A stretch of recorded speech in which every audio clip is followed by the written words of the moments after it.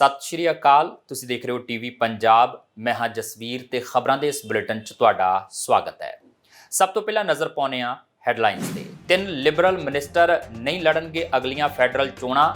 ਹੈਲੇਨਾ ਜੈਕਜ਼ੈਕ, Omar ਅਲਗਬਰਾ, Carolyn Bennett ਨੇ ਚੋਣਾਂ ਨਹੀਂ ਲੜਨ ਦਾ ਕੀਤਾ ਐਲਾਨ। ਕੈਨੇਡਾ ਗਏ 17 ਸਾਲਾ ਨੌਜਵਾਨ ਦੀ ਦਿਲ ਦਾ ਦੌਰਾ ਪੈਣ ਕਾਰਨ ਹੋਈ ਮੌਤ। ਭਦੌੜ ਦੇ ਪਿੰਡ ਸੰਧੂ ਕਲਾਂ ਦਾ ਜਗਜੀਤ ਸਿੰਘ 10 ਦਿਨ ਪਹਿਲਾਂ ਹੀ ਗਿਆ ਸੀ ਕੈਨੇਡਾ। ਮਾਪਿਆਂ ਨੇ 46 ਲੱਖ ਦਾ ਕਰਜ਼ਾ ਲੈ ਕੇ ਭੇਜਿਆ ਸੀ। IRCC ਬੈਕਲੌਗ ਡੇਟਾ ਅਨੁਸਾਰ ਲਗਭਗ 2.3 ਮਿਲੀਅਨ ਕੈਨੇਡੀਅਨ ਇਮੀਗ੍ਰੇਸ਼ਨ, ਨਾਗਰਿਕਤਾ ਤੇ ਵੀਜ਼ਾ ਅਰਜ਼ੀਆਂ ਪ੍ਰਕਿਰਿਆ ਅਧੀਨ। ਨਾਗਰਿਕਤਾ ਅਰਜ਼ੀਆਂ ਲਈ ਬੈਕਲੌਗ ਸਭ ਤੋਂ ਵੱਧ 13.25% ਘਟਿਆ, ਪਰ ਸਥਾਈ ਨਿਵਾਸ ਲਈ ਸਿਰਫ 1.62%। ਨਿਊ ਜਰਸੀ ਦੇ ਇੱਕ ਵਿਅਕਤੀ ਨੂੰ ਅਮਰੀਕਾ ਕੈਨੇਡਾ ਦੀ ਸਰਹੱਦ ਪਾਰ ਕਰਕੇ ਉੱਤਰੀ ਡਕੋਤਾ 'ਚ ਤਸਕਰੀ ਕਰਨ ਦੀ ਕੋਸ਼ਿਸ਼ ਕਰਨ ਦੇ ਦੋਸ਼ 'ਚ ਸੁਣਾਈ 1.5 ਸਾਲ ਦੀ ਸਜ਼ਾ। ਇਸ ਯੋਜਨਾ 'ਚ ਸਜ਼ਾ ਪ੍ਰਾਪਤ ਕਰਨ ਵਾਲਾ ਇਹ ਤੀਜਾ ਵਿਅਕਤੀ।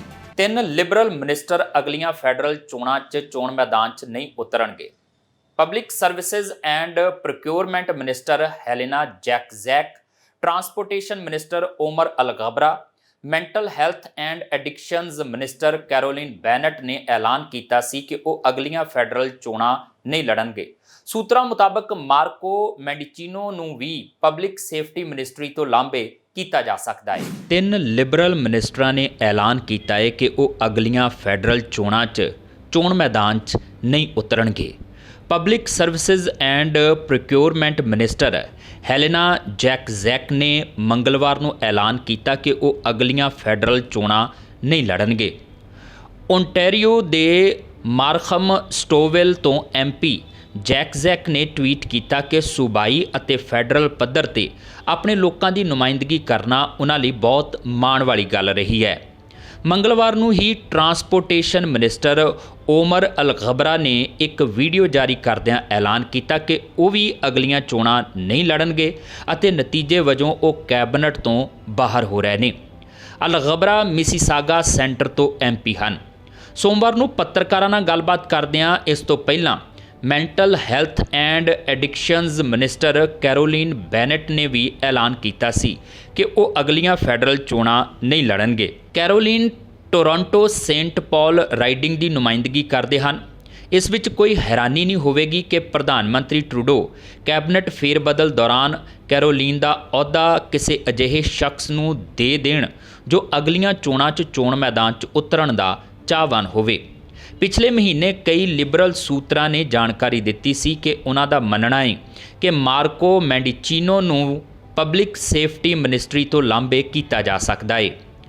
ਗਨ ਕੰਟਰੋਲ ਸੰਬੰਧੀ ਬਿੱਲ 21 ਦੇ ਪ੍ਰਬੰਧਨ, ਕੈਨੇਡੀਅਨ ਮਾਮਲਿਆਂ 'ਚ ਚੀਨੀ ਦਖਲ ਅੰਦਾਜ਼ੀ ਸੰਬੰਧੀ ਸੰਚਾਰ ਸਮੱਸਿਆਵਾਂ ਅਤੇ ਮੁਜਰਿਮ ਪੌਲ ਬਰਨਾਰਡੋ ਨੂੰ ਉੱਚ ਸੁਰੱਖਿਆ ਵਾਲੀ ਜੇਲ੍ਹ ਤੋਂ ਘੱਟ ਸੁਰੱਖਿਆ ਦੀ ਜੇਲ੍ਹ 'ਚ ਟਰਾਂਸਫਰ ਕਰਨ ਵਰਗੀਆਂ ਚੀਜ਼ਾਂ ਨੇ ਮੈਂਡੀਚੀਨੋ ਕਾਫੀ ਦਬਾਅ ਹੇਠ ਨੇ।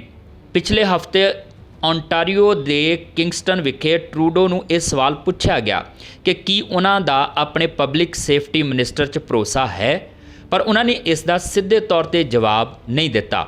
ਟਰੂਡੋ ਨੇ ਕਿਹਾ, ਮੇਰੇ ਕੋਲ ਓਟਵਾ 'ਚ ਇੱਕ ਸ਼ਾਨਦਾਰ ਟੀਮ ਹੈ ਅਤੇ ਪੂਰੇ ਦੇਸ਼ 'ਚ MPs ਦਾ ਇੱਕ ਸ਼ਾਨਦਾਰ ਗਰੁੱਪ ਹੈ ਜੋ ਹਰ ਇੱਕ ਦਿਨ ਆਪਣੇ ਦੇਸ਼ ਦੀ ਸੇਵਾ ਕਰਨ ਲਈ ਵਚਨਬੱਧ ਹੈ ਅਤੇ ਭਰੋਸੇ ਦੀ ਪਰਿਭਾਸ਼ਾ ਅਨੁਸਾਰ ਕੈਬਨਿਟ 'ਚ ਸਾਰਿਆਂ 'ਚ ਮੇਰਾ ਭਰੋਸਾ ਹੈ। IRCC ਬੈਕਲੌਗ ਡੇਟਾ ਦੇ ਅਨੁਸਾਰ ਲਗਭਗ 2.3 ਮਿਲੀਅਨ ਕੈਨੇਡੀਅਨ ਇਮੀਗ੍ਰੇਸ਼ਨ, ਨਾਗਰਿਕਤਾ ਤੇ ਵੀਜ਼ਾ ਅਰਜ਼ੀਆਂ ਦੀ ਪ੍ਰਕਿਰਿਆ ਅਧੀਨ ਹੈ। ਪਿਛਲੇ ਮਹੀਨੇ ਦੇ ਅੰਕੜਿਆਂ ਦੇ ਮੁਕਾਬਲੇ ਬੈਕਲੌਗ 'ਚ ਹੁਣੇ ਹੀ 19,000 ਐਪਲੀਕੇਸ਼ਨਸ ਦੀ ਕਮੀ ਆਈ ਹੈ। ਅਰਜ਼ੀਆਂ ਦਾ ਬੈਕਲੌਗ ਨਾਗਰਿਕਤਾ ਅਰਜ਼ੀਆਂ ਲਈ ਸਭ ਤੋਂ ਵੱਧ 13.25% ਘਟਿਆ, ਪਰ ਸਥਾਈ ਨਿਵਾਸ ਲਈ ਸਿਰਫ 1.62%, ਜਦਕਿ ਅਸਥਾਈ ਨਿਵਾਸ ਅਰਜ਼ੀਆਂ ਲਈ ਸਿਰਫ 0.70% ਘਟਿਆ ਹੈ। ਇਹ ਡੇਟਾ 30 ਜੂਨ 2023 ਤੱਕ 25 ਜੁਲਾਈ 2023 ਨੂੰ ਅਪਡੇਟ ਕੀਤੀ ਗਈ ਪ੍ਰੋਸੈਸਿੰਗ ਬਾਰੇ ਇਮੀਗ੍ਰੇਸ਼ਨ ਵਿਭਾਗ ਦੁਆਰਾ ਸਭ ਤੋਂ ਤਾਜ਼ਾ ਰਿਪੋਰਟ ਹੈ ਅਤੇ ਅਪ ਟੂ ਡੇਟ ਹੈ। 25 ਜੁਲਾਈ 2023 ਨੂੰ ਅਪਡੇਟ ਕੀਤੇ ਗਏ ਨਵੇਂ IRCC ਬੈਕਲੌਗ ਡੇਟਾ ਦੇ ਅਨੁਸਾਰ ਲਗਭਗ 2.3 ਮਿਲੀਅਨ ਕੈਨੇਡੀਅਨ ਇਮੀਗ੍ਰੇਸ਼ਨ, ਨਾਗਰਿਕਤਾ ਅਤੇ ਵੀਜ਼ਾ ਅਰਜ਼ੀਆਂ ਦੀ ਪ੍ਰਕਿਰਿਆ ਅਧੀਨ ਹੈ। ਇਹਨਾਂ ਵਿੱਚੋਂ 22,64,000 ਪ੍ਰੋਸੈਸਿੰਗ ਵਸਤੂ ਸੂਚੀ, 80,01,000 ਅਜੇ ਵੀ ਆਮ IRCC ਸੇਵਾ ਮਿਆਰਾਂ ਤੋਂ ਵੱਧ ਬੈਕਲੌਗ 'ਚ ਨੇ। 14,62,700 ਅਰਜ਼ੀਆਂ ਤੇ ਆਮ IRCC ਸਰਵਿਸ ਮਾਪਦੰਡਾਂ ਦੇ ਅੰਦਰ ਕਾਰਵਾਈ ਕੀਤੀ ਗਈ ਸੀ, ਜੋ ਕਿ ਪਿਛਲੇ ਬੈਕਲੌਗ ਅਪਡੇਟ ਦੇ ਮੁਕਾਬਲੇ 34,700 ਵੱਧ ਨੇ। ਪਿਛਲੇ ਮਹੀਨੇ ਦੇ ਅੰਕੜਿਆਂ ਦੇ ਮੁਕਾਬਲੇ ਬੈਕਲੌਗ 'ਚ ਹੁਣੇ ਹੀ 19,000 ਐਪਲੀਕੇਸ਼ਨਾਂ ਦੀ ਕਮੀ ਆਈ ਹੈ। ਇਹ ਡੇਟਾ 30 ਜੂਨ 2023 ਤੱਕ 25 ਜੁਲਾਈ 2023 ਨੂੰ ਅਪਡੇਟ ਕੀਤੀ ਗਈ ਪ੍ਰੋਸੈਸਿੰਗ ਬਾਰੇ ਇਮੀਗ੍ਰੇਸ਼ਨ ਵਿਭਾਗ ਦੁਆਰਾ ਸਭ ਤੋਂ ਤਾਜ਼ਾ ਰਿਪੋਰਟ ਹੈ ਤੇ ਅਪ ਟੂ ਡੇਟ ਹੈ। ਅਰਜ਼ੀਆਂ ਦਾ ਬੈਕਲੌਗ ਨਾਗਰਿਕਤਾ ਅਰਜ਼ੀਆਂ ਲਈ ਸਭ ਤੋਂ ਵੱਧ 13.25% ਘਟਿਆ, ਪਰ ਸਥਾਈ ਨਿਵਾਸ ਲਈ ਸਿਰਫ 1.62%, ਜਦਕਿ ਅਸਥਾਈ ਨਿਵਾਸ ਅਰਜ਼ੀਆਂ ਲਈ ਸਿਰਫ 0.70% ਘਟਿਆ ਹੈ। ਇਹ ਸਮਝਣਾ ਜ਼ਰੂਰੀ ਹੈ ਕਿ ਬੈਕਲੌਗ ਤੇ ਡੇਟਾ ਅਤੇ ਸੇਵਾ ਦੇ ਮਿਆਰਾਂ ਤੇ ਡੇਟਾ ਵਿਚਕਾਰ ਅੰਤਰ ਬਾਰੇ IRCC ਕੀ ਕਹਿੰਦਾ ਹੈ। ਇੱਕ ਉਦਾਹਰਣ ਲਈ, ਪਤੀ ਪਤਨੀ ਸਪਾਂਸਰਸ਼ਿਪ ਲਈ ਅਰਜ਼ੀ ਜਮ੍ਹਾਂ ਕਰਨ ਲਈ ਲੋੜੀਂਦੇ ਸਮੇਂ ਦੀ ਮਿਆਦ 1 ਸਾਲ ਹੈ। ਜੇ ਕਿਸੇ ਅਰਜ਼ੀ ਤੇ ਪਹਿਲਾਂ ਹੀ ਕਾਰਵਾਈ ਕੀਤੀ ਜਾ ਰਹੀ ਹੈ ਅਤੇ 12 ਮਹੀਨਿਆਂ ਦੀ ਸਮਾਂ ਸੀਮਾ ਨੂੰ ਪਾਰ ਨਹੀਂ ਕੀਤਾ ਗਿਆ ਤਾਂ ਇਸ ਨੂੰ ਬੈਕਲੌਗ ਨਹੀਂ ਮੰਨਿਆ ਜਾਂਦਾ। ਇਸ ਦੀ ਬਜਾਏ IRCC ਇਸ ਨੂੰ ਆਪਣੀ ਨਿਯਮਤ ਪ੍ਰਕਿਰਿਆ ਦੇ ਹਿੱਸੇ ਵਜੋਂ ਮੰਨੇਗਾ।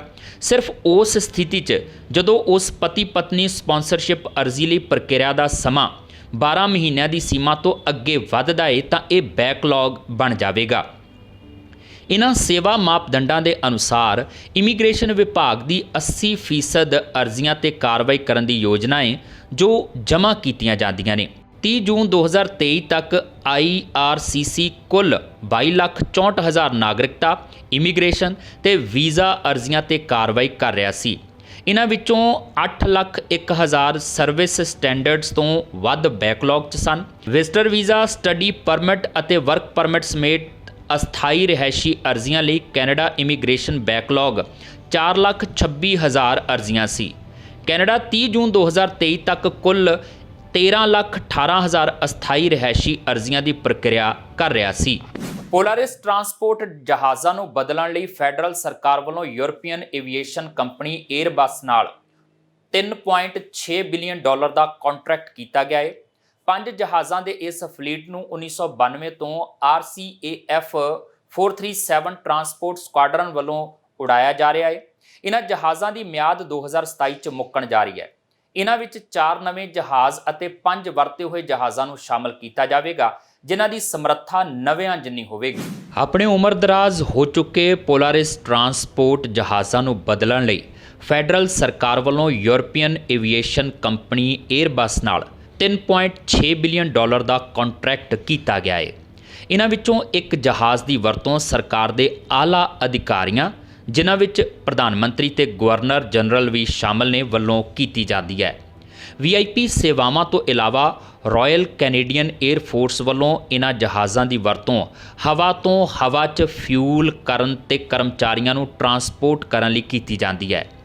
5 ਜਹਾਜ਼ਾਂ ਦੀ ਇਸ ਫਲੀਟ ਨੂੰ 1992 ਤੋਂ RCAF 437 ਟਰਾਂਸਪੋਰਟ ਸਕੁਆਡਰਨ ਵੱਲੋਂ ਉਡਾਇਆ ਜਾ ਰਿਹਾ ਹੈ।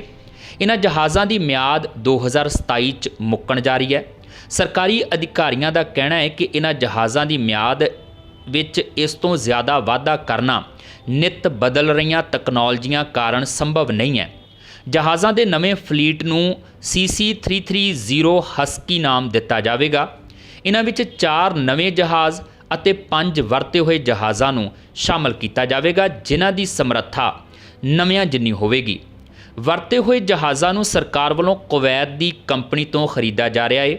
ਇਹਨਾਂ ਵਿੱਚ 2 ਤਾਂ ਇਸ ਸਾਲ ਦੇ ਅੰਤ ਤੱਕ ਓਟਾਵਾ ਇੰਟਰਨੈਸ਼ਨਲ 에ਅਰਪੋਰਟ ਤੋਂ ਉਡਾਨ ਭਰਨੀ ਸ਼ੁਰੂ ਕਰ ਦੇਣਗੇ। ਇੱਕ ਨੂੰ ਪ੍ਰਧਾਨ ਮੰਤਰੀ ਜਸਟਿਨ ਟਰੂਡੋ ਦੇ ਮੌਜੂਦਾ ਜਹਾਜ਼ ਵਰਗਾ ਰੰਗ ਰੂਪ ਹੀ ਦਿੱਤਾ ਜਾਵੇਗਾ ਤੇ ਇਸ ਜਹਾਜ਼ ਦੇ ਗਰਮੀਆਂ 'ਚ ਹੀ ਮਿਲ ਜਾਣ ਦੀ ਸੰਭਾਵਨਾ ਹੈ। 2 ਯੂਜ਼ਡ ਜਹਾਜ਼ ਪਿਛਲੀ ਜੂਨ 'ਚ 102 ਮਿਲੀਅਨ ਅਮਰੀਕੀ ਡਾਲਰ ਦੇ ਖਰੀਦੇ ਗਏ ਤੇ ਬਾਕੀ 3 ਇਸ ਮਹੀਨੇ 150 ਮਿਲੀਅਨ ਅਮਰੀਕੀ ਡਾਲਰ ਦੇ ਖਰੀਦੇ ਗਏ ਨੇ। ਵਿਦੇਸ਼ ਤੋਂ ਹਰ ਰੋਜ਼ ਮੰਦਭਾਗੀਆਂ ਖਬਰਾਂ ਸਾਹਮਣੇ ਆ ਰਹੀਆਂ ਨੇ। ਕੈਨੇਡਾ ਗਏ 17 ਸਾਲਾ ਨੌਜਵਾਨ ਦੀ ਦਿਲ ਦਾ ਦੌਰਾ ਪੈਣ ਕਾਰਨ ਮੌਤ ਹੋ ਗਈ। ਜ਼ਿਲ੍ਹਾ ਬਰਨਾਲਾ ਦੇ ਵਿਧਾਨ ਸਭਾ ਹਲਕਾ ਭਦੌੜ ਦੇ ਪਿੰਡ ਸੰਧੂ ਕਲਾਂ ਦਾ ਰਹਿਣ ਵਾਲਾ ਜਗਜੀਤ ਸਿੰਘ 10 ਦਿਨ ਪਹਿਲਾਂ ਹੀ ਕੈਨੇਡਾ ਗਿਆ ਸੀ। ਉਸ ਦੇ ਮਾਪਿਆਂ ਨੇ 35 ਲੱਖ ਰੁਪਏ ਬੈਂਕ ਤੋਂ ਤੇ 11 ਲੱਖ ਰੁਪਏ ਆੜਤੀਏ ਕੋਲੋਂ ਲੈ ਕੇ ਇਸ ਨੂੰ ਵਿਦੇਸ਼ ਭੇਜਿਆ ਸੀ। ਜਗਜੀਤ ਸਿੰਘ ਮਾਪਿਆਂ ਦਾ ਇਕਲੌਤਾ ਪੁੱਤਰ ਸੀ। ਉਸ ਦੀ ਭੈਣ 4 ਮਹੀਨੇ ਪਹਿਲਾਂ ਕੈਨੇਡਾ ਗਈ ਸੀ। ਜਗਜੀਤ ਸਿੰਘ ਦੇ ਪਿਤਾ ਲਕਸ਼ਮਣ ਸਿੰਘ ਨੇ ਦੱਸਿਆ ਕਿ 10 ਦਿਨ ਪਹਿਲਾਂ ਹੀ 46 ਲੱਖ ਰੁਪਇਆ ਕਰਜ਼ਾ ਲੈ ਕੇ ਉਸ ਨੂੰ ਕੈਨੇਡਾ ਭੇਜਿਆ ਸੀ, ਪਰ ਉਹਨਾਂ ਨੂੰ ਨਹੀਂ ਪਤਾ ਸੀ ਕਿ ਕੈਨੇਡਾ 'ਚ ਉਹਨਾਂ ਦੇ ਪੁੱਤ ਦੀ ਮੌਤ ਇੰਤਜ਼ਾਰ ਕਰ ਰਹੀ ਹੈ।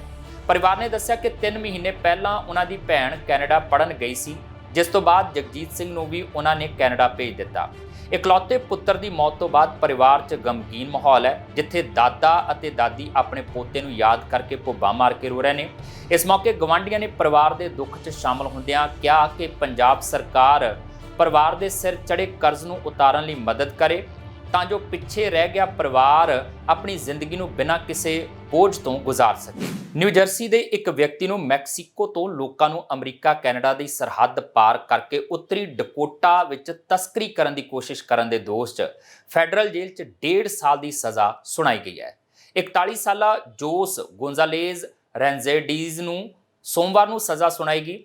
ਉਹ ਇਸ ਯੋਜਨਾ 'ਚ ਸਜ਼ਾ ਪ੍ਰਾਪਤ ਤੀਜਾ ਵਿਅਕਤੀ ਬਣ ਗਿਆ ਹੈ। 13 ਜੁਲਾਈ ਨੂੰ ਅਰਮਾਂਡੋ ਡੀ ਡਾਇਓਸ ਕੈਰੀਲੋ ਨੂੰ 2 ਸਾਲ ਦੀ ਸਜ਼ਾ ਮਿਲੀ ਸੀ ਅਤੇ ਵਿਕਟਰ ਮੈਨੂਅਲ ਪੇਰੇਜ਼ ਇਗੁਏਲੇਰਾ ਨੂੰ 18 ਮਹੀਨਿਆਂ ਦੀ ਸਜ਼ਾ ਸੁਣਾਈ ਗਈ। ਤਿੰਨਾਂ ਵਿਅਕਤੀਆਂ ਨੇ ਲੋਕਾਂ ਨੂੰ ਗੈਰ ਕਾਨੂੰਨੀ ਢੰਗ ਨਾਲ ਅਮਰੀਕਾ ਲਿਜਾਣ ਦੀ ਸਾਜ਼ਿਸ਼ ਰਚਣ ਦੇ ਦੋਸ਼ਾਂ ਲਈ ਦੋਸ਼ੀ ਮੰਨਿਆ ਹੈ। ਪ੍ਰੋਸੀਕਿਊਟਰ ਦਾ ਕਹਿਣਾ ਹੈ ਕਿ ਸਾਜ਼ਿਸ਼ 'ਚ ਮੈਕਸੀਕੋ ਦੇ ਲੋਕਾਂ ਦੇ ਇੱਕ ਸਮੂਹ ਨੂੰ ਮਾਰਚ 'ਚ ਕੈਨੇਡਾ ਤੋਂ ਉੱਤਰੀ ਡਕੋਟਾ 'ਚ ਸਰਹੱਦ ਪਾਰ ਕਰਕੇ ਤਸਕਰੀ ਕਰਨਾ ਸ਼ਾਮਲ ਸੀ। ਅੰਤ ਵਿੱਚ ਉਹਨਾਂ ਨੂੰ ਅਮਰੀਕਾ ਦੇ ਹੋਰ ਸਥਾਨਾਂ ਤੇ ਲਿਜਾਣ ਦੀ ਯੋਜਨਾ ਸੀ। ਬਦਲੇ ਵਿੱਚ ਸਮਗਲਰਾਂ ਨੂੰ ਹਰੇਕ ਵਿਅਕਤੀ ਦੁਆਰਾ ਹਜ਼ਾਰਾਂ ਡਾਲਰ ਅਦਾ ਕੀਤੇ ਜਾਂਦੇ ਸਨ। ਅਧਿਕਾਰੀਆਂ ਨੇ ਦੱਸਿਆ ਕਿ ਇਹ ਯੋਜਨਾ ਉਦੋਂ ਫੇਲ ਹੋ ਗਈ ਜਦੋਂ ਲੋਕਾਂ ਨੂੰ ਲਿਜਾ ਰਿਹਾ ਇੱਕ ਪਿਕਅਪ ਟਰੱਕ ਬਰਫ਼ 'ਚ ਫਸ ਗਿਆ। ਪ੍ਰੋਸੀਕਿਊਟਰਸ ਦੇ ਅਨੁਸਾਰ ਟਰੱਕ ਨੂੰ ਲੈਂਗਡਨ ਉੱਤਰੀ ਡਕੋਟਾ ਦੇ ਇੱਕ ਹੋਟਲ 'ਚ ਬਾਰਡਰ ਪੈਟਰੋਲ ਏਜੰਟਾਂ ਦੁਆਰਾ ਦੇਖਿਆ ਗਿਆ, ਜਿੱਥੇ ਤਸਕਰ ਅਤੇ ਕੁਝ ਲੋਕ ਜਿਨ੍ਹਾਂ ਨੂੰ ਉਹ ਅਮਰੀਕਾ ਵਿੱਚ ਲਿਜਾ ਰਹੇ ਸਨ ਠਹਿਰੇ ਹੋਏ ਸਨ। ਨੋਵਾ ਸਕੋਸ਼ੀਆ RCMP ਦਾ ਕਹਿਣਾ ਹੈ ਕਿ ਉਹਨਾਂ ਨੂੰ ਹੜ੍ਹਾਂ ਵਿੱਚ ਲਾਪਤਾ ਹੋਏ 2 ਬੱਚਿਆਂ ਦੇ ਅਵਸ਼ੇਸ਼ ਮਿਲੇ ਨੇ। ਪਿਛਲੇ ਹਫ਼ਤੇ ਨੋਵਾ ਸਕੋਸ਼ੀਆ 'ਚ ਆਏ ਵਿਨਾਸ਼ਕਾਰੀ ਹੜ੍ਹਾਂ ਤੋਂ ਬਾਅਦ 3 ਜੀਆਂ ਦੀ ਤਲਾਸ਼ ਕੀਤੀ ਜਾ ਰਹੀ ਸੀ। ਮੰਗਲਵਾਰ ਨੂੰ ਜਾਰੀ ਅਪਡੇਟ 'ਚ ਪੁਲਿਸ ਨੇ ਕਿਹਾ ਕਿ ਸਥਾਨਕ ਸਮੇਂ ਅਨੁਸਾਰ 10:45 ਤੇ ਬਰੁਕਲਿਨ 'ਚ ਉਹਨਾਂ ਨੂੰ ਇੱਕ ਬੱਚੇ ਦੀ ਲਾਸ਼ ਮਿਲੀ। ਉਹਨਾਂ ਇਹ ਵੀ ਪੁਸ਼ਟੀ ਕੀਤੀ ਕਿ ਸੋਮਵਾਰ ਨੂੰ ਮਿਲੇ ਅਵਸ਼ੇਸ਼ ਦੂਸਰੇ ਲਾਪਤਾ ਬੱਚੇ ਦੇ ਸਨ। ਸ਼ਨੀਵਾਰ ਨੂੰ ਬਰੁਕਲਿਨ ਇਲਾਕੇ 'ਚ ਇੱਕ ਵਾਹਨ ਦੇ ਹੜ੍ਹਾਂ ਦੀ ਮਾਰ ਹੇਠ ਆਉਣ ਤੋਂ ਬਾਅਦ ਬੱਚੇ ਲਾਪਤਾ ਹੋ ਗਏ ਸਨ। ਇੱਕ ਵਿਅਕਤੀ ਅਤੇ ਇੱਕ ਨੌਜਵਾਨ ਇੱਕ ਹੋਰ ਵਾਹਨ 'ਚੋਂ ਲਾਪਤਾ ਹੋਏ ਸਨ। ਸੋਮਵਾਰ ਨੂੰ ਪੁਲਿਸ ਨੂੰ 52 ਸਾਲ ਦੇ ਇੱਕ ਵਿਅਕਤੀ ਦੀ ਲਾਸ਼ ਬਰਾਮਦ ਹੋਈ ਸੀ। ਪੁਲਿਸ ਨੇ ਦੱਸਿਆ ਕਿ ਉਕਤ ਨੌਜਵਾਨ ਅਜੇ ਵੀ ਲਾਪਤਾ ਹੈ। ਪੁਲਿਸ ਅਨੁਸਾਰ ਬਰੁਕਲਿਨ 'ਚ ਤਲਾਸ਼ ਅਜੇ ਵੀ ਜਾਰੀ ਹੈ ਤੇ ਪਾਣੀ ਦਾ ਪੱਧਰ ਹੇਠਾਂ ਲਿਆਉਣ ਦੇ ਯਤਨ ਕੀਤੇ ਜਾ ਰਹੇ ਨੇ। ਸ਼ਨੀਵਾਰ ਤੋਂ ਸੂਬੇ 'ਚ ਸਟੇਟ ਆਫ ਐਮਰਜੈਂਸੀ ਲਾਗੂ ਕੀਤੀ ਗਈ ਹੈ। ਹੜ੍ਹਾਂ ਵਿੱਚ West Hants, East Hants, Halifax regional municipality, Lunenburg county ਅਤੇ ਕੁਈਨਜ਼ ਕਾਉਂਟੀ ਸਭ ਤੋਂ ਵੱਧ ਪ੍ਰਭਾਵਿਤ ਹੋਏ ਨੇ। ਇੱਕ ਅਪਡੇਟ 'ਚ ਹੈਲੀਫੈਕਸ ਰੀਜਨਲ ਮਿਊਨਿਸਪੈਲਿਟੀ ਨੇ ਕਿਹਾ ਹੈ ਕਿ ਭਾਵੇਂ ਪਾਣੀ ਦਾ ਪੱਧਰ ਹੇਠਾਂ ਆ ਰਿਹਾ ਹੈ, ਪਰ ਕਈ ਸੜਕਾਂ ਤੇ ਅਜੇ ਵੀ ਪਾਣੀ ਖੜਾ ਹੈ। ਡਰਾਈਵਰਾਂ ਅਤੇ ਮੋਟਰਸਾਈਕਲ ਸਵਾਰਾਂ ਨੂੰ ਵਧੇਰੇ ਸਾਵਧਾਨੀ ਵਰਤਣ ਦੀ ਅਪੀਲ ਕੀਤੀ ਗਈ ਹੈ। ਕੈਨੇਡੀਅਨ ਚੈਂਬਰ ਆਫ ਕਾਮਰਸ ਅਤੇ ਉਦਯੋਗ ਸੰਗਠਨਾਂ ਦੇ ਸਮੂਹ ਨੇ ਫੈਡਰਲ ਸਰਕਾਰ ਨੂੰ ਅਪੀਲ ਕੀਤੀ ਹੈ ਕਿ ਸਰਕਾਰ ਮਹਾਮਾਰੀ ਦੌਰਾਨ ਕਾਰੋਬਾਰਾਂ ਦੁਆਰਾ ਲਏ ਗਏ ਲੋਨ ਨੂੰ ਵਾਪਸ ਕਰਨ ਦੀ ਸਮਾਂ ਸੀਮਾ 'ਚ ਵਾਧਾ ਕਰੇ। ਵਿੱਤ ਮੰਤਰੀ ਕ੍ਰਿਸਟੀਆ ਫਰੀਲੈਂਡ ਨੂੰ ਭੇਜੇ ਇੱਕ ਪੱਤਰ 'ਚ ਅਪੀਲ ਕੀਤੀ ਗਈ ਹੈ ਕਿ ਲੋਨ ਦੇ ਕਰੀਬ 1/3 ਮੁਆਫ ਹੋਣਯੋਗ ਹਿੱਸੇ ਨੂੰ ਬਰਕਰਾਰ ਰੱਖਦਿਆਂ ਲੋਨ ਮੋੜਨ ਦੀ ਤਰੀਕ 'ਚ 2 ਸਾਲ ਦਾ ਵਾਧਾ ਕਰਦਿਆਂ 31 ਦਸੰਬਰ 2025 ਤੱਕ ਦਾ ਸਮਾਂ ਦਿੱਤਾ ਜਾਵੇ ਜਾਂ ਘੱਟੋ-ਘੱਟ 1 ਸਾਲ ਦਾ ਸਮਾਂ ਦਿੱਤਾ ਜਾਵੇ। ਕੈਨੇਡੀਅਨ ਚੈਂਬਰ ਆਫ ਕਾਮਰਸ ਅਤੇ ਉਦਯੋਗ ਸੰਗਠਨਾਂ ਦੇ ਸਮੂਹ ਨੇ ਫੈਡਰਲ ਸਰਕਾਰ ਨੂੰ ਅਪੀਲ ਕੀਤੀ ਹੈ ਕਿ ਸਰਕਾਰ ਮਹਾਮਾਰੀ ਦੌਰਾਨ ਕਾਰੋਬਾਰਾਂ ਦੁਆਰਾ ਲਏ ਗਏ ਲੋਨ ਨੂੰ ਵਾਪਸ ਕਰਨ ਦੀ ਸਮਾਂ ਸੀਮਾ 'ਚ ਵਾਧਾ ਕਰੇ। ਕੋਵਿਡ-19 ਦੌਰਾਨ ਛੋਟੇ ਕਾਰੋਬਾਰਾਂ ਨੂੰ Canada emergency business account program ਦੇ ਤਹਿਤ ਲੋਨ ਮੁਹੱਈਆ ਕਰਵਾਇਆ ਗਿਆ ਸੀ। ਸੋਮਵਾਰ ਨੂੰ ਫੈਡਰਲ ਵਿੱਤ ਮੰਤਰੀ ਕ੍ਰਿਸਟੀਆ ਫਰੀਲੈਂਡ ਨੂੰ ਭੇਜੇ ਇੱਕ ਪੱਤਰ 'ਚ ਅਪੀਲ ਕੀਤੀ ਗਈ ਹੈ ਕਿ ਲੋਨ ਦੇ ਕਰੀਬ 1/3 ਮਾਫ ਹੋਣ ਯੋਗ ਹਿੱਸੇ ਨੂੰ ਬਰਕਰਾਰ ਰੱਖਦਿਆਂ ਲੋਨ ਮੋੜਨ ਦੀ ਤਾਰੀਖ 'ਚ 2 ਸਾਲ ਦਾ ਵਾਧਾ ਕਰਦਿਆਂ 31 ਦਸੰਬਰ 2025 ਤੱਕ ਦਾ ਸਮਾਂ ਦਿੱਤਾ ਜਾਵੇ ਜਾਂ ਘੱਟੋ-ਘੱਟ 1 ਸਾਲ ਦਾ ਸਮਾਂ ਦਿੱਤਾ ਜਾਵੇ। ਲੋਨ ਪ੍ਰੋਗਰਾਮ ਦੇ ਤਹਿਤ ਕਰੀਬ 9 ਲੱਖ ਕਾਰੋਬਾਰਾਂ ਨੂੰ ਤਕਰੀਬਨ $49 ਬਿਲੀਅਨ ਦਿੱਤੇ ਗਏ ਸਨ। ਫ੍ਰੀਲੈਂਡ ਦੇ ਦਫ਼ਤਰ ਦੇ ਇੱਕ ਬੁਲਾਰੇ ਨੇ ਦੱਸਿਆ ਕਿ 31 ਮਈ ਤੱਕ 21% ਕਾਰੋਬਾਰ ਆਪਣੇ ਕਰਜ਼ੇ ਦੀ ਪੂਰਨ ਅਦਾਇਗੀ ਕਰ ਚੁੱਕੇ ਨੇ। ਲੋਨ ਮੋੜਨ ਦੀ ਸਮਾਂ ਸੀਮਾ 31 ਦਸੰਬਰ 2023 ਹੈ। ਮਹਾਮਾਰੀ ਦੌਰਾਨ ਚਲਾਏ ਗਏ ਇਸ ਪ੍ਰੋਗਰਾਮ ਤਹਿਤ ਛੋਟੇ ਕਾਰੋਬਾਰਾਂ ਅਤੇ ਗੈਰ ਮੁਨਾਫਾ ਸੰਗਠਨਾਂ ਨੂੰ $60,000 ਤੱਕ ਦਾ ਵਿਆਜ ਮੁਕਤ ਲੋਨ ਮੁਹੱਈਆ ਕਰਵਾਇਆ ਗਿਆ ਸੀ। ਪਰ ਚੈਂਬਰ ਦਾ ਕਹਿਣਾ ਹੈ ਕਿ CEBA ਪ੍ਰਾਪਤ ਕਰਨ ਵਾਲੇ ਤਕਰੀਬਨ ਅੱਧੇ ਤੋਂ ਵੱਧ ਕਾਰੋਬਾਰ ਅਜੇ ਵੀ ਆਮ ਨਾਲੋਂ ਘੱਟ ਕਮਾਈ ਕਰ ਪਾ ਰਹੇ ਨੇ। ਚੈਂਬਰ 'ਚ ਪਾਲਿਸੀ ਅਤੇ ਗਵਰਨਮੈਂਟ ਰਿਲੇਸ਼ਨਸ ਦੇ ਸੀਨੀਅਰ ਵਾਈਸ ਪ੍ਰੈਜ਼ੀਡੈਂਟ ਮੈਥਿਊ ਹੌਲਮਜ਼ ਨੇ ਕਿਹਾ ਹੈ ਕਿ ਮਹਾਮਾਰੀ ਦੌਰਾਨ ਸਭ ਤੋਂ ਵੱਧ ਪ੍ਰਭਾਵਿਤ ਛੋਟੇ ਅਤੇ ਮੱਧ ਆਕਾਰ ਦੇ ਕਾਰੋਬਾਰਾਂ ਨੂੰ ਅਜਿਹੇ ਸਮੇਂ 'ਚ ਦੰਡ ਨਹੀਂ ਦਿੱਤਾ ਜਾਣਾ ਚਾਹੀਦਾ ਜਦੋਂ ਉਹ ਉੱਚੀਆਂ ਵਿਆਜ ਦਰਾਂ, ਮਹਿੰਗਾਈ ਅਤੇ ਲੇਬਰ ਲਾਗਤਾਂ 'ਚ ਵਾਧੇ ਦੇ ਦਬਾਅ ਦਾ ਸਾਹਮਣਾ ਕਰ ਰਹੇ ਹੋਣ। Canadian federation of independent business ਨੇ ਇਸ ਮਹੀਨੇ ਕਿਹਾ ਸੀ ਕਿ CEBA ਲੋਨ ਦੀ ਮੁੜ ਅਦਾਇਗੀ ਦੀ ਤਾਰੀਖ 'ਚ ਵਾਧਾ ਨਾ ਹੋਣ ਦੀ ਸਥਿਤੀ 'ਚ ਤਕਰੀਬਨ 20% ਛੋਟੇ ਕਾਰੋਬਾਰਾਂ ਦੇ ਠੱਪ ਹੋਣ ਦਾ ਜ਼ੋਖਮ ਮੰਡਰਾ ਰਿਹਾ ਹੈ। ਡਰਹਮ ਖੇਤਰੀ ਪੁਲਿਸ ਦਾ ਕਹਿਣਾ ਹੈ ਕਿ ਓਸ਼ਾਵਾ, ਓਨਟਾਰੀਓ ਵਿੱਚ ਬੁੱਧਵਾਰ ਸਵੇਰੇ ਇੱਕ ਘਰ 'ਚ ਅੱਗ ਲੱਗਣ ਕਾਰਨ 2 ਲੋਕ ਜ਼ਖਮੀ ਹੋ ਗਏ। ਪੁਲਿਸ ਨੇ ਦੱਸਿਆ ਕਿ ਅੱਗ ਵਿਲਸਨ ਅਤੇ ਰਿਟਸਨ ਸੜਕਾਂ ਦੇ ਵਿਚਕਾਰ ਬਲੂਰ ਸਟਰੀਟ ਤੇ ਇੱਕ ਘਰ ਵਿੱਚ ਸਵੇਰੇ 6 ਵਜੇ ਤੋਂ ਠੀਕ ਪਹਿਲਾਂ ਲੱਗੀ। ਪੁਲਿਸ ਨੇ ਕਿਹਾ ਕਿ 2 ਲੋਕਾਂ ਨੂੰ ਗੈਰ ਜਾਨੀ ਖਤਰੇ ਵਾਲੀਆਂ ਸੱਟਾਂ ਨਾਲ ਹਸਪਤਾਲ ਲਿਜਾਇਆ ਗਿਆ। ਪੁਲਿਸ ਨੇ ਇਹ ਵੀ ਕਿਹਾ ਕਿ ਅਜਿਹਾ ਨਹੀਂ ਲੱਗਦਾ ਕਿ ਸੜਕ ਤੇ ਕੋਈ ਹੋਰ ਘਰ ਅੱਗ ਨਾਲ ਪ੍ਰਭਾਵਿਤ ਹੋਇਆ ਹੈ। ਟੋਰਾਂਟੋ ਪੁਲਿਸ 3 ਸ਼ੱਕੀ ਵਿਅਕਤੀਆਂ ਦੀ ਪਛਾਣ ਕਰਨ ਲਈ ਲੋਕਾਂ ਤੋਂ ਮਦਦ ਲੈ ਰਹੀ ਹੈ, ਜਿਨ੍ਹਾਂ ਨੇ ਕਥਿਤ ਤੌਰ ਤੇ ਇੱਕ ਕਾਰ ਡੀਲਰਸ਼ਿਪ ਤੋਂ ਲਗਜ਼ਰੀ ਵਾਹਨ ਚੋਰੀ ਕੀਤੇ ਸਨ। ਪੁਲਿਸ ਨੇ ਸੋਮਵਾਰ ਨੂੰ ਕਿਹਾ ਕਿ ਉਹਨਾਂ ਨੇ ਦੁਪਹਿਰ 3:40 ਤੋਂ ਬਾਅਦ ਇੱਕ ਵਾਹਨ ਚੋਰੀ ਦੀ ਕਾਲ ਦਾ ਜਵਾਬ ਦਿੱਤਾ। ਸ਼ਨੀਵਾਰ ਨੂੰ ਡੁੰਡਾਸ ਸਟਰੀਟ ਈਸਟ ਅਤੇ ਕੈਰੋਲ ਸਟਰੀਟ ਖੇਤਰ ਦੇ ਡਾਊਨਟਾਊਨ ਖੇਤਰ 'ਚ 3 ਵਿਅਕਤੀ ਡੀਲਰਸ਼ਿਪ 'ਚ ਦਾਖਲ ਹੋਏ ਤੇ 3 ਲਗਜ਼ਰੀ ਗੱਡੀਆਂ ਚੋਰੀ ਕਰ ਲਈਆਂ। ਕਾਰਾਂ ਦੀ ਕੀਮਤ $7,50,000 ਤੋਂ ਵੱਧ ਹੈ। ਵਾਹਨਾਂ ਨੂੰ ਆਖਰੀ ਵਾਰ ਕੈਰੋਲ ਸਟਰੀਟ ਦੇ ਉੱਤਰ ਵੱਲ ਜਾਂਦੇ ਦੇਖਿਆ ਗਿਆ ਸੀ। ਪੁਲਿਸ ਨੇ ਸ਼ੱਕੀ ਵਿਅਕਤੀਆਂ ਦੀਆਂ ਤਸਵੀਰਾਂ ਜਾਰੀ ਕੀਤੀਆਂ ਨੇ ਅਤੇ ਕਿਸੇ ਨੂੰ ਵੀ ਜਾਣਕਾਰੀ ਦੇਣ ਲਈ ਉਹਨਾਂ ਜਾਂ ਫਿਰ ਕ੍ਰਾਈਮ ਸਟਾਪਰਜ਼ ਨਾਲ ਸੰਪਰਕ ਕਰਨ ਲਈ ਕਿਹਾ ਜਾ ਰਿਹਾ ਹੈ। ਫੋਟੋਆਂ ਵਿੱਚ ਸ਼ੱਕੀ ਮਾਸਕ ਪਹਿਨੇ ਹੋਏ ਨੇ। ਟੋਰਾਂਟੋ 'ਚ ਇਸ ਸਾਲ ਕਾਰ ਚੋਰੀਆਂ 'ਚ ਵੱਡਾ ਵਾਧਾ ਹੋਇਆ ਹੈ। ਇਹ ਸਨ ਹੁਣ ਤੱਕ ਦੀਆਂ ਖਬਰਾਂ ਤੇ ਇਸ ਦੇ ਨਾਲ ਹੀ ਦਿਓ ਇਜਾਜ਼ਤ ਜਸਵੀਰ ਨੂੰ। ਦੇਖਦੇ ਰਹੋ ਟੀਵੀ ਪੰਜਾਬ। 3 ਲਿਬਰਲ ਮਿਨਿਸਟਰ ਨਹੀਂ ਲੜਨਗੇ ਅਗਲੀਆਂ ਫੈਡਰਲ ਚੋਣਾਂ। ਹੈਲੇਨਾ ਜੈਜ਼ੈਕ, ਓਮਰ ਅਲਗਬਰਾ, ਕੈਰੋਲਿਨ ਬੈਨਟ ਨੇ ਚੋਣਾਂ ਨਹੀਂ ਲੜਨ ਦਾ ਕੀਤਾ ਐਲਾਨ। ਕੈਨੇਡਾ ਗਏ 17 ਸਾਲਾ ਨੌਜਵਾਨ ਦੀ ਦਿਲ ਦਾ ਦੌਰਾ ਪੈਣ ਕਾਰਨ ਹੋਈ ਮੌਤ। ਭਦੌੜ ਦੇ ਪਿੰਡ ਸੰਧੂ ਕਲਾਂ ਦਾ ਜਗਜੀਤ ਸਿੰਘ 10 ਦਿਨ ਪਹਿਲਾਂ ਹੀ ਗਿਆ ਸੀ ਕੈਨੇਡਾ। ਮਾਪਿਆਂ ਨੇ 46 ਲੱਖ ਦਾ ਕਰਜ਼ਾ ਲੈ ਕੇ ਭੇਜਿਆ ਸੀ। IRCC ਬੈਕਲੌਗ ਡੇਟਾ ਅਨੁਸਾਰ ਲਗਭਗ 2.3 ਮਿਲੀਅਨ ਕੈਨੇਡੀਅਨ ਇਮੀਗ੍ਰੇਸ਼ਨ, ਨਾਗਰਿਕਤਾ ਤੇ ਵੀਜ਼ਾ ਅਰਜ਼ੀਆਂ ਪ੍ਰਕਿਰਿਆ ਅਧੀਨ। ਨਾਗਰਿਕਤਾ ਅਰਜ਼ੀਆਂ ਲਈ ਬੈਕਲੌਗ ਸਭ ਤੋਂ ਵੱਧ 13.25% ਘਟਿਆ, ਪਰ ਸਥਾਈ ਨਿਵਾਸ ਲਈ ਸਿਰਫ 1.62%। ਨਿਊ ਜਰਸੀ ਦੇ ਇੱਕ ਵਿਅਕਤੀ ਨੂੰ ਅਮਰੀਕਾ ਕੈਨੇਡਾ ਦੀ ਸਰਹੱਦ ਪਾਰ ਕਰਕੇ ਉੱਤਰੀ ਡਕੋਤਾ 'ਚ ਤਸਕਰੀ ਕਰਨ ਦੀ ਕੋਸ਼ਿਸ਼ ਕਰਨ ਦੇ ਦੋਸ਼ 'ਚ ਸੁਣਾਈ 1.5 ਸਾਲ ਦੀ ਸਜ਼ਾ। ਇਸ ਯੋਜਨਾ 'ਚ ਸਜ਼ਾ ਪ੍ਰਾਪਤ ਕਰਨ ਵਾਲਾ ਇਹ ਤੀਜਾ ਵਿਅਕਤੀ